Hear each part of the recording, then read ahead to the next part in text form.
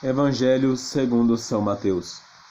Naquele tempo, tomou Jesus consigo a Pedro, Tiago e João seu irmão, e levou-os de parte a um monte muito alto, e transfigurou-se diante deles. Seu rosto resplandeceu como o sol, e suas vestes tornaram-se brancas como a neve. E eis que apareceram Moisés e Elias falando com ele. Então Pedro, tomando a palavra, disse a Jesus: Senhor, bom é estarmos aqui. Se quiserdes, faremos aqui 3 tabernáculos, um para vós, outro para Moisés e o terceiro para Elias. Ainda falava ele quando uma nuvem brilhante os envolveu, e da nuvem soou uma voz que dizia: Este é meu filho muito amado, nele pus toda a minha complacência. Escutai-o. Ouvindo isso, os discípulos caíram com a face em terra e ficaram muito temorizados. Aproximou-se, porém, Jesus e tocando-os, disse-lhes: Levantai-vos e não temais. E erguendo eles os olhos, não viram ninguém, senão a Jesus só. E enquanto descia com eles do monte, ordenou-lhe Jesus, dizendo: A ninguém digais o que vistes, até que o Filho do Homem ressuscite dos mortos. Ave Maria, cheia de graça, o Senhor é convosco. Bendita sois vós entre as mulheres, e bendito é o fruto de vosso ventre, Jesus. Santa Maria, Mãe de Deus, rogai por nós, pecadores, agora e na hora de nossa morte. Amém. Louvado seja nosso Senhor Jesus Cristo, para sempre seja louvado, nossa Mãe Maria Santíssima. O Evangelho de hoje, do segundo domingo da Quaresma, ele nos traz a memória a transfiguração do Senhor. Quando nosso Senhor esteve na terra, poucos momentos ele manifestou sua divindade, como este em que ele, por si mesmo, começou a resplandecer.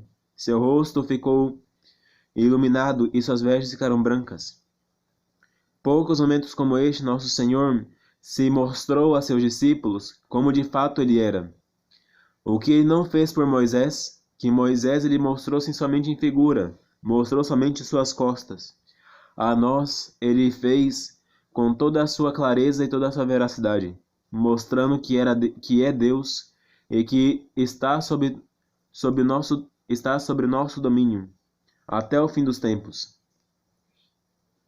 Portanto, nosso Senhor Jesus Cristo, quando veio ao mundo, ele veio de maneira humilde a primeira vez. Mas na segunda vez que virá com uma forma muito mais aterrorizante.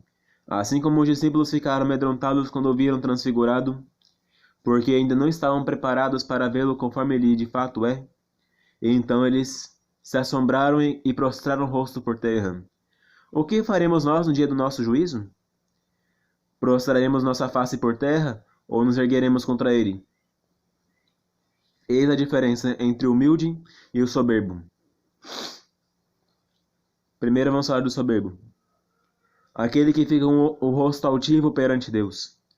Vemos muitas vezes durante a celebração da Santa Missa, durante a oração do Santo Rosário, em família, ou durante algum momento, pessoas que durante a oração, durante o Santo Sacrifício, ficam à toa, com a fronte erguida, como se não estivessem perante Deus. Ficam a observar tudo e a todos, distraídos, como se estivessem com o pensamento em casa e somente o corpo ali na igreja.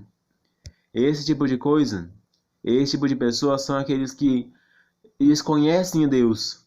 Deus não quis transfigurar-se perante elas, não quis revelar-se a elas, portanto para elas Deus não existe. Este é o soberbo de coração, que, sabendo que Deus existe, sabendo que Deus habita no meio de nós, sabendo que precisamos de Deus para tudo que nós alcançamos, não querem recorrer à sua divina providência, não querem recorrer à sua divina bondade. Esta pessoa não quer que Deus transfigure-se diante dela, não quer saber do juízo definitivo, não quer saber então de quando nosso Senhor vier pela segunda vez, mas se preocupa somente com agora, se preocupa somente com hoje, este segundo, este século, que daqui a pouco passa. O mundo é passageiro.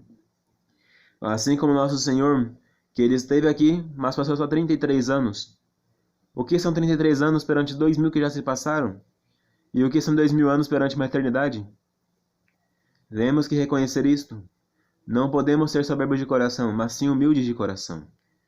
Bem-aventurados os pobres de espírito, porque deles é o reino dos céus. Se nós formos pobres de espírito, o que é o pobre de espírito?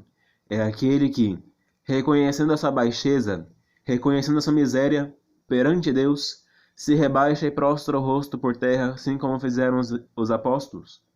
São Pedro, São João e Santiago, quando viram Nosso Senhor transfigurado, abaixaram o rosto por terra e, prostrando-se diante dele, ficaram como que mortos ou assombrados. Nós temos que reconhecer também a nossa miséria.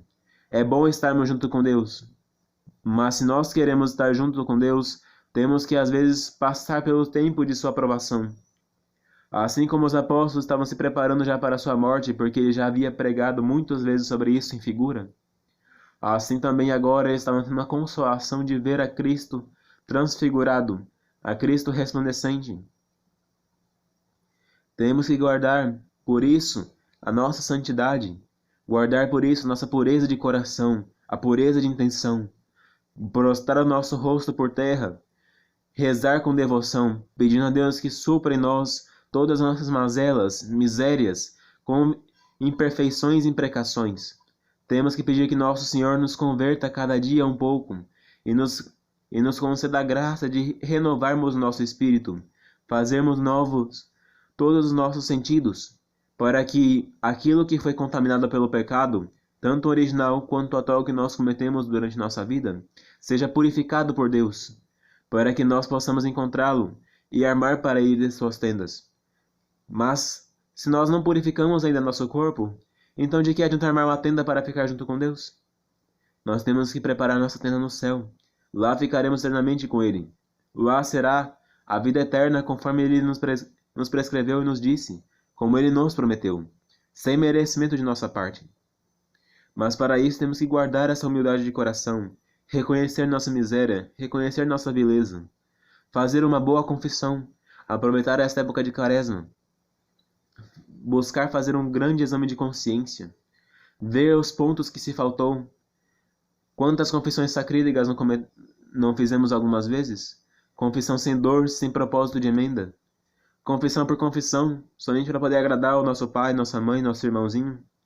Para dar bom exemplo, mas sem de fato se converter. Se a confissão é feita sem contrição de coração, sem propósito de emenda e sem vontade de cumpri-la, então, no lugar de dar bom exemplo, nós fazemos antes um escândalo. Ave Maria, a pessoa saiu da confissão pior do que era antes. Não. Nós temos que fazer o bem e preparar nosso coração para uma boa confissão. E o melhor meio de se preparar é com o Santo Rosário. A oração do Santo Rosário nos faz conhecer a vida de Jesus Cristo e de Maria Santíssima. Essa comparação da vida de Jesus e Maria com a nossa vida faz-nos conhecer a nossa miséria pessoal, faz-nos conhecer aquilo que somos e aquilo que deveríamos ser. Faz-nos conhecer aquilo que nós devemos à divina clemência, que tanto fez por nós e que tanto buscou nos agradar. Vemos aquilo que Deus nos fez e vemos conforme nós agimos, se nós estamos agindo conforme é a sua vontade, é o seu conhecimento. Expurgar para longe de nós toda aquela avareza, toda aquela impureza, toda aquela luxúria, toda aquela soberba, tudo aquilo que não vem de Deus. Expurgar para onde nós os apegos sensuais e viver conforme a graça divina, que opera em nossas almas de acordo com aquilo que nós permitimos. Rebaixar nossa fronte até a terra, reconhecer quem somos, rasgar o nosso coração para uma contrição verdadeira, e por fim, levantar nossos olhos aos céus e esperar que Deus nos mande a sua graça, a graça da verdadeira contrição de nossos pecados e a graça da absolvição sacramental. Não esperemos amanhã, façamos hoje. Não esperemos o fim da quaresma. Cumpramos hoje nosso preceito pascal. Cumpramos hoje nosso preceito divino da Eucaristia. Recebamos a Eucaristia como se fosse a última de nossas vidas. E preparemos nossos corações e nossas almas para o vinda no mundo que há de vir. Rezemos com confiança. Jejuemos essa quaresma também. Jejuemos pelos sacerdotes, jejuemos pelos nossos padres, para que eles busquem a salvação das almas. Rezemos com confiança pelas almas benditas que estão no purgatório. Rezemos com confiança pelos nossos parentes e amigos para que se convertam. Rezemos esta oração também. Eterno Pai, eu vos ofereço o preciosíssimo sangue de nosso Senhor Jesus Cristo, em união com todas as santas missas que são celebradas no mundo inteiro, pelas santas almas do purgatório, pelos pecadores de todos os lugares, pelos pecadores de toda a igreja, pelos de minha casa e pelo meu próximo. Ave Maria Puríssima, sem pecado concebida. Ave Maria, cheia de graça, o Senhor é convosco. Bendita sois vós entre as mulheres, e bendito é o fruto de vosso ventre, Jesus. Santa Maria, Mãe de Deus, rogai por nós, pecadores, agora e na hora de nossa morte. Amém. Louvado seja nosso Senhor Jesus Cristo, para sempre seja louvado, e nossa Mãe Maria Santíssima. Em nome do Padre, do Filho e do Espírito Santo. Amém.